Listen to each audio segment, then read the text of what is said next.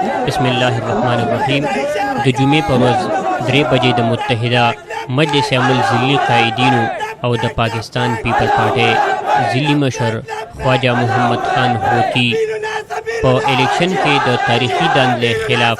یو عظیم الشانه احتجاجي مظاهره وکړه چې په هغې کې ډېر په ګڼ شمېر سره عوامو شرکت وکړو. په هغې کې د ټولو نه لومړی مولانا شجاع الملک صاحب د حکومت نه دا مطالبه وکړه چې په پاکستان کې خانه جنګي مه جوړوئ او د پاکستان د آئین خیال وساتئ او اوټ ته دې عزت میلاو شي او تر کومې پورې چې اوټ ته عزت نه وي میلاو تر هغې پورې به موږ احتجاج جاري ساتو. نن په ډېر شارټ نوټس باندې دغه احتجاجي مظاهره روانه ده او انشاءالله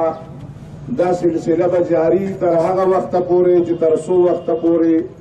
ووټ ته عزت نه دی میلاو شوی. انشاءالله قاعده اشاره کوه، قاعده اشاره کوه. زما محترم ورونو، دا خو موږ لیدلي وو چې د دې ملک په هر یو خزانه باندې او په هر قیمتي څیز باندې ډاکا چولی کېږي، خو دا په 2013 کې او په 2018 کې یعنی په 2013 او 18 کې زموږ په قیمتي ووټ د دې قوم باندې ډاکه واچولې شوه. د دې نه مخکې زه دا نه وایم چې په دې کې دې وطن کې داندلي نه شوې، خو داندلي به داسې شوي چې ما به عبدالي شاه سره کړي داندلي او ده به ما سره داندلي کړي، یا به ما خواجه محمد خان هوتي صاحب سره کړي او یا به هغه حیدر خان سره کړي. خو دا مې نو لیدلې چې دې وطن کې چې د چا حکومت دی او د چا طاقت دی، هغه د یو سړي لپاره داسې داندلي وکړي چې دا ټول لیډران دا د اسمبلۍ نه پاتې کړي چې دا اسمبلي ډېره په اسانه وچلیږي، دا اسمبلي ډېره په اسانه وچلیږي. سراج الحق صاحب بمباري، فلورحمان صاحب بمباري او دغه شان باسپندیار خان بمباري، شیرپو خان بمباري، اچکزی صاحب بمباري، بلاول او داسې مطلب مختلف مشران چې اسمبلۍ کې په اسمبلۍ کاروایي باندې پوهېږي، دا به ټول بار کي او عمران خان به چې کوم دی نو اسمبلي چلی نو دی به اسمبلۍ ته لاړ شي او دا داندلي خو تا وله وکړه، داندلي دې وله وکړه، خو خیال کوه چې نور راټینګې نو داسې نه چې دې وطن کې خانه جنګي جوړه شي. دا چې کومه تا روانه کړې نو به دا ته یې اورې مولانا صاحب خبره، عمران خان هیڅ شی نه دی، چا چې راوستی دی زه هغه ته ویم دې سره به خانه جنګي جوړېږي. د خانه جنګۍ د لار نیولو لپاره دغه خپل تایید، دغه خپل ووټ، دغه سلیکشن واپس واخله. داسې نه چې په دې وطن کې وینه توی شي، داسې نه چې په دې وطن کې خانه جنګي جوړه شي. او دا واوره عمران خان سره زمونږ جنګ هغه داسې جنګ نه دی لکه نورو سیاسي قوتونو سره چې زمونږ جنګ دی. دا خبره په کلو غوږونو واوره، عمران خان سره زمونږ جنګ دا خبره دې زما ملګري په غور واوري. عمران خان سره زمونږ جنګ هغه جنګ نه دی چې کوم عام سیاسي پالیسو والا جنګ دی،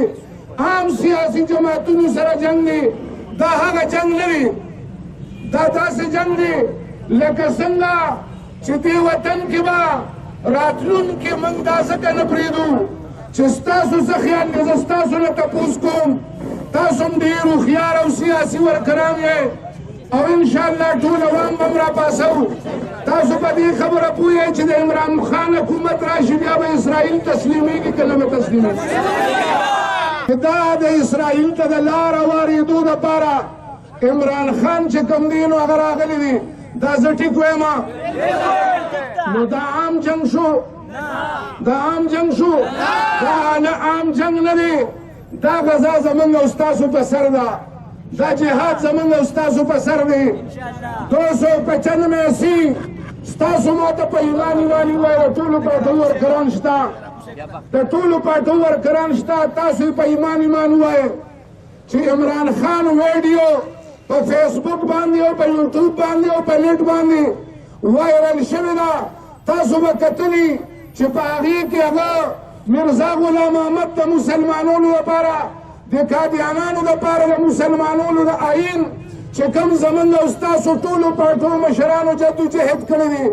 په کوم باندې چې د بټو صاحب دستخط موجود دی ولی خان دستخط موجود دی او زما د مشر د مفتی محمود دستخط موجود دی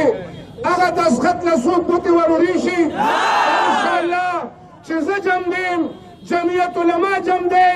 د مفتی محمود دستخط به تر قیامته پورې پاکستان کې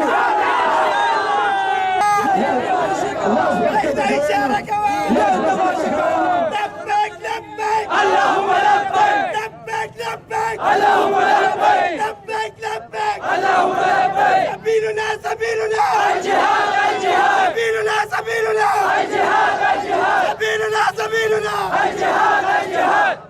او تاسو ته پته ده چې کله د عمران خان په صوبه خیبر پښتونخوا کې حکومتو د مشال لپاره وکیلان نیولي وو که نه نیولي وو که نه مشال څلور کاله زمونږ رسول الله صلی الله علیه وسلم ته کنځل کړي وو که نه او اوس بیا چې د ده حکومت موجودي د دغې خلکو وکالت د دغې خلکو کفالت د دغې خلکو سهارا دا به عمران خان جوړېږي که نه دا عام جنګ نه دی دا عام جنګ نه دی ما لرې څوک تسلی نه راکوي دا عام جنگ نه دی دا هغه جنگ دی چې دا زمونږ د دیني سرحداتو د مذهبي سرحداتو د ایماني سرحداتو او د پاکستان د جغرافیایي جنگ دی زما محترم ورونو تاسو ته پته ده چې د عمران خان د پاس کېدو او د باري مینډیټ د جعلي مینډیټ په امریکا کې او په یورپ کې ډېر لوی استقبال وشو که نه استقبال یې وشو که نه دا ولې وکړو دی زوم دی که نه دی زوم دی که زوم یې نه دی د دې نه پس د پاکستان پیپل پارټۍ ضلعي مشر خواجه محمد خان هوتي عوامو ته دا رنګ خطاب وکړو چې دا الیکشن نه و سلیکشن و په خپله خوښه باندې هغې ته حواله کولو او زما په حلقه کې 45 سکنډ پر ووټ درج شوی دی او مونږ دا الیکشن نه منو او مونږ به د دې خلاف کوشش او جدوجهد جاری ساتو د پاکستان بدترین الیکشن چې کوم دی دا کوم سلیکشن 45 سیکنڈ پر ووٹ زما په بوتس کې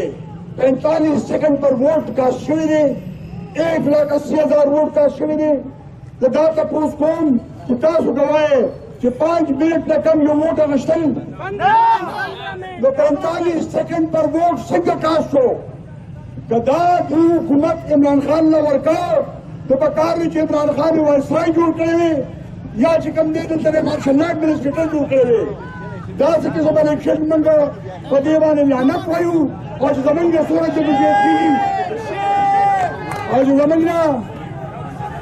څومره جدوجهد کېږي په دې خلاف به جدوجهد کوو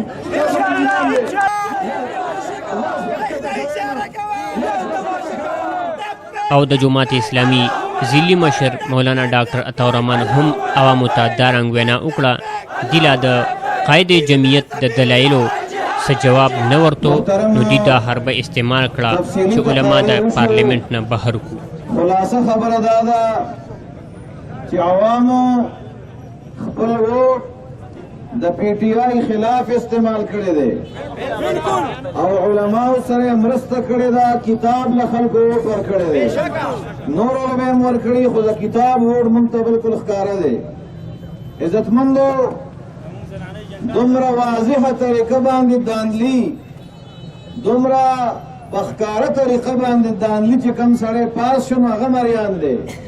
چاله چې ووټ میلاو شو هغه حیران دی خپل ځان ته حیران دی چې دا دونه ووټ د کوم ځای نه راغی دارنګې 45 نمبر فارم چې مسلم لیگ هم دقه اعتراض کوي پیپل هم کوي ایم کیو ایم هم کوي اے این پی هم کوي هره پارټي کوي سوا د پی ټی آی نه نو دا ټول خلک دروغ نه وایي 45 فارم تاله پکار نه و چې په هغه سات دې ورکړی وی مخکې چې کوم الیکشنې به کېدې نه موبایلو نه دومره جدید سهولیاتو خو ډېر زر به ریزلټ راغی خلکو ته به معلوماتو شو نتایج به میلاو شو دلته 1200 بجو پورې خلک ناست دی بار په انتظار دی یوې پورې دوه پورې نتایج نه راځي معلومه دا شوه چې تاسو د یو منصوبې مطابق خپل کار دننه کړی دی تاسو صرف ریزلټ بدل کړی نه دی تاسو بکسیم به ډکې کړي دي تاسو بیلر پیپر خلکو سره نیولې شوي دي جعلي إلكشن جعلي إلكشن عسكري إلكشن جعلي إلكشن فراد إلكشن فراد إلكشن جعلي اسمبلی یہ بھی دہشت گردی ہے اس کے پیچھے وردی ہے بولا ہوا ہے د پی ٹی آئی کسانو ته اجازت ہو د بل هیڅ چاته دا اجازت نه محترمو مولانا فضل الرحمن صاحب دامت برکاته العالیه نن اجلاس طلب کړی دی او هغه دا وایي چې دا درنې به د خلکو نه موږ یېرې کړو انشاءالله تعالی هغه دا خبره کړې وه چې د 77 تحریک به چلوو انشاءالله دا صرف د یو حلقې دوه حلقو خبره نه کوو موږ د ټول پاکستان انتخابات کله دم تصور کوو موږ یې منسوخ کول غواړو موږ یې کله دم کول غواړو او انشاءالله دا به داسې تحریک وي چې د خلکو نه تحریکونه هېر شي او د خلکو نه نه هېر شي انشاءالله تعالی